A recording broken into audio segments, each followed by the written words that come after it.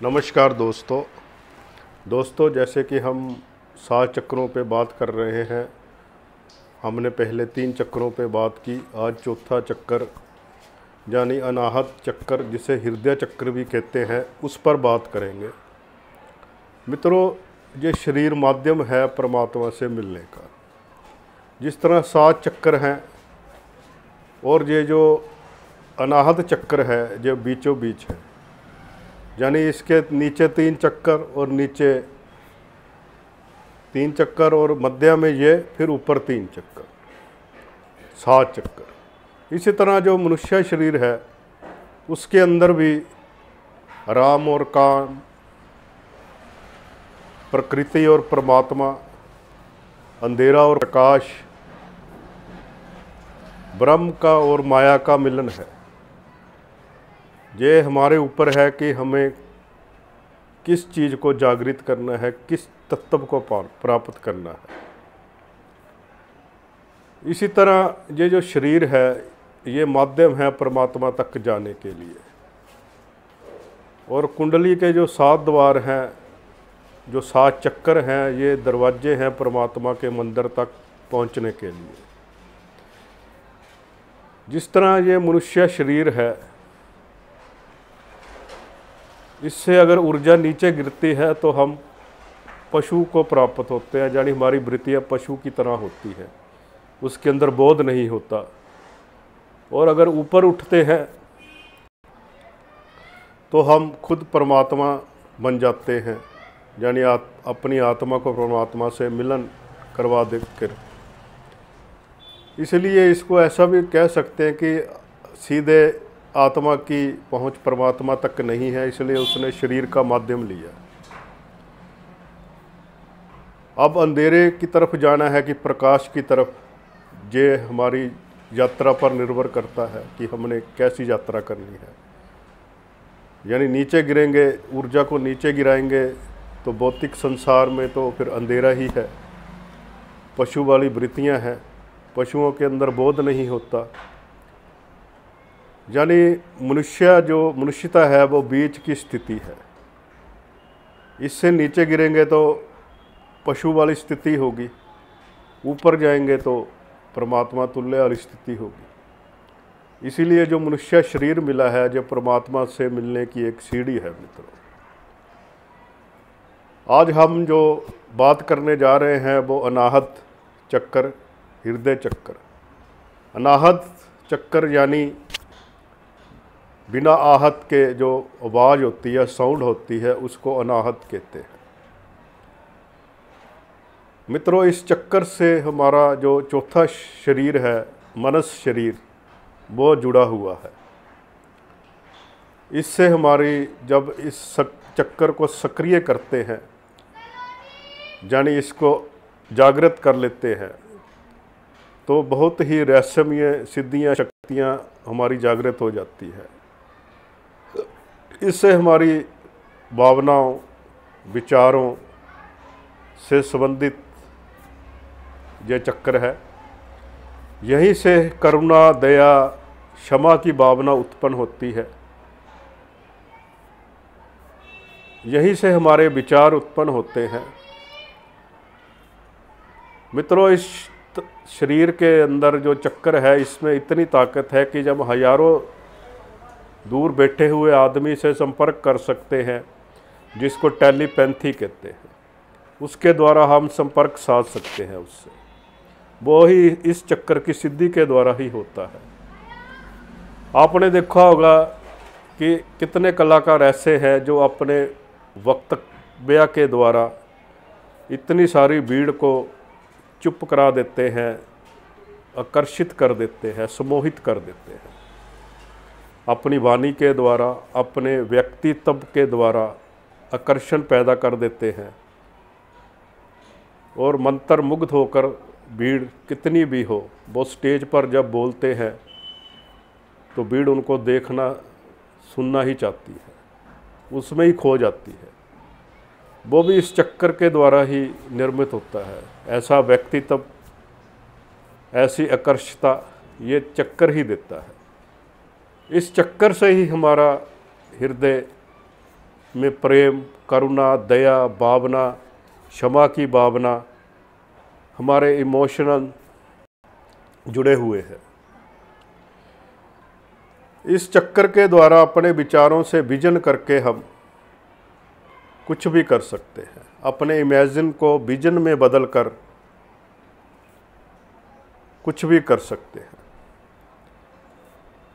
उदाहरणतः जैसे कोई आदमी सो रहा है, उसका ये चक्कर जागृत है, उसने सपने में देखा कि उसके घर में आग लग गई है, वो एकदम से चिल्लाना शुरू कर देता कि बचाओ बचाओ, आग लग गई।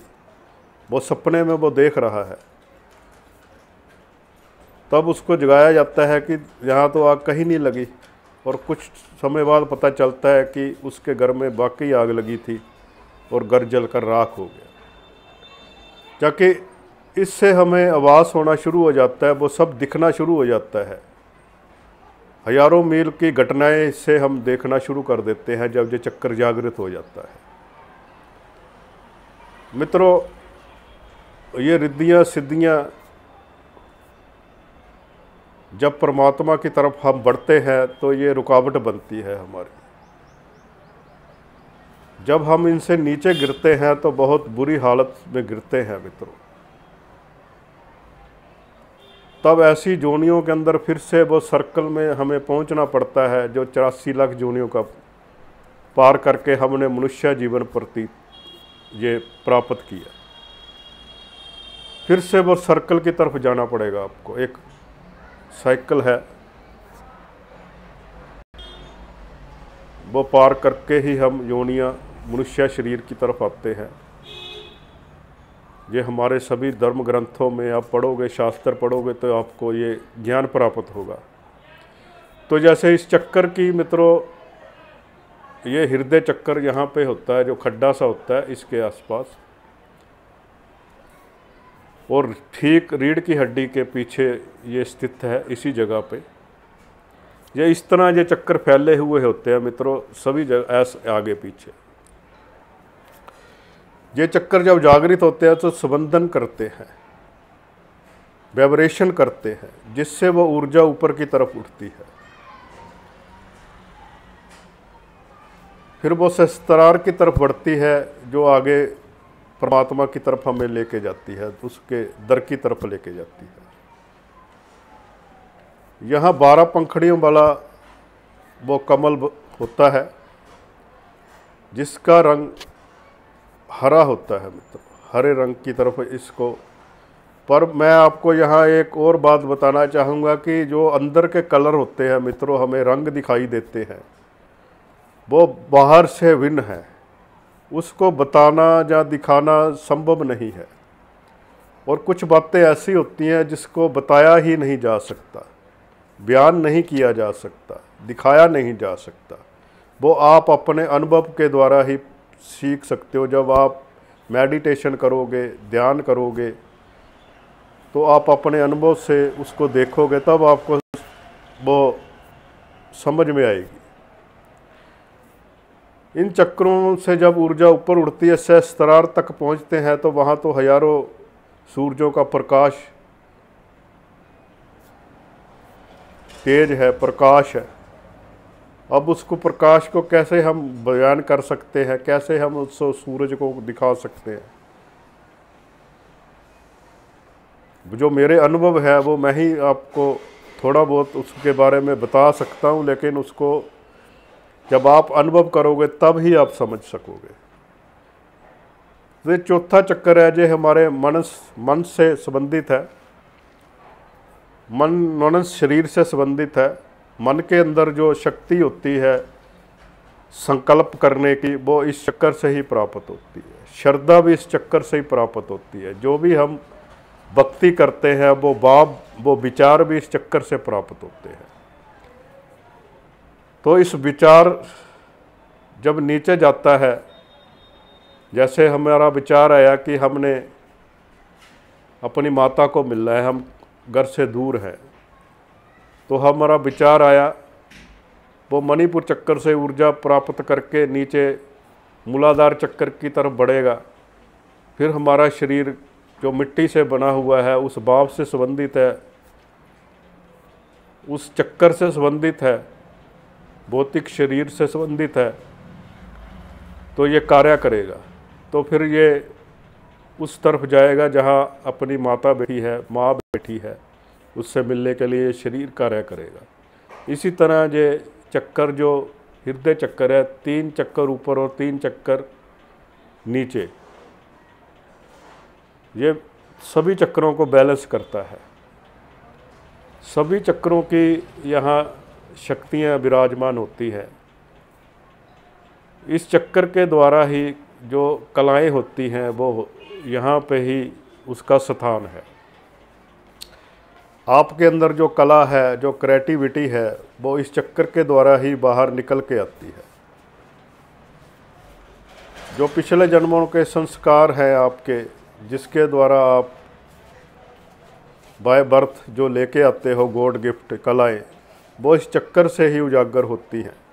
अगर इस चक्कर को सक्रिय कर लिए जाए तो वो कलाएं अपने आप बोलने लग जाती हैं। यानी पिछले जन्म में अगर आप चित्रकार थे तो इस जन्म में आप अपने आप पेंटिंग ऐसी उभार के कर सकोगे, वो आइडियाज़ आपके अपने आप उभरने लग जाएंगे। अगर आप संगीतकार थे तो ऐसी ऐसी धुनें आपके दिमाग में आनी शुरू हो जाएंगी, आपकी उंगलियां अपने आप साज पे थिरकने लग जाएंगी, धुनें अपने आप बजने लग जाएंगी। आप जो भी कला में प्रवीण थे वो इस जन्म में भी वो कला में माहिर होना शुरू हो जाओगे। तो इस चक्कर जो हमारे इमोशन से संबंधित है, हमारे विचारों से संबंधित है, हमारी क्रिएटिविटी से संबंधित है, हमारी कला से संबंधित है, वो सब इस चक्कर से ही देखा जाता है। जब ये चक्कर इनबैलेंस हो जाता है या सक्रिय हो जाता है तो आदमी निर्दयी, उसके अंदर प्रेम भाव की कमी। आपने देखो कई आदमी को कहते हैं कि ये कोरा आदमी है, उस टाइप का आदमी हो जाता है। उसमें जो संवेदनशीलताएं हैं, भावनाएं हैं, उसकी कमी हो जाती है। इसलिए हम कहते हैं ना कि ये तो पत्थर दिल इंसान है, वो इसी चक्कर की वजह से कहते हैं। जब ये चक्कर जागृत हो जाता है तो हमें पूरा अस्तित्व एक दूसरे से जुड़ा हुआ मालूम पड़ता है। सारे कण कण में जब कहते हैं कि परमात्मा है तो इसी चक्कर के जागरण से ही पता चलता है। फिर वो अस्तित्व जो है उससे हर वस्तु, हर क्षण जुड़ा हुआ हम महसूस करते हैं। फिर वो जो प्रेम होता है वो सभी के लिए एक जैसा होता है, यानी ऑल इन लव।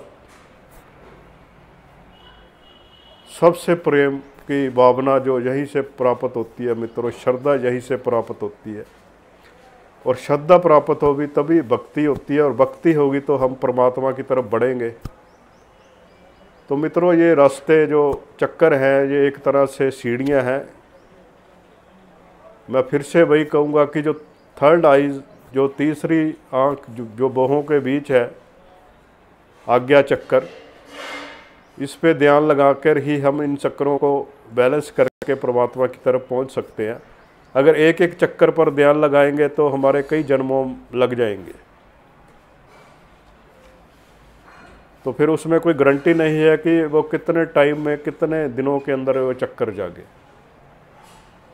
हालांकि कुछ लोग दावा करते हैं कि हम 7 दिन में आपकी कुंडली जगा देंगे, हम 24 घंटे में आपकी कुंडली जगा देंगे, कुंडलिनी आपकी जगा देंगे। वो सब मिथ्या बातें हैं मित्रों। इसको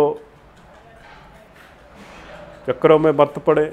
कोई अच्छा गुरु या पहुंचा हुआ योगी आपको मिल जाए तो अलग बात है। तो मित्रों, मेरा तो यही कहना है कि हमें इन चक्करों के लिए साधना करनी है तो क्यों ना हम परमात्मा को पाने के लिए साधना करें, जिससे हमारे अपने आप कुंडली जागेगी। जिससे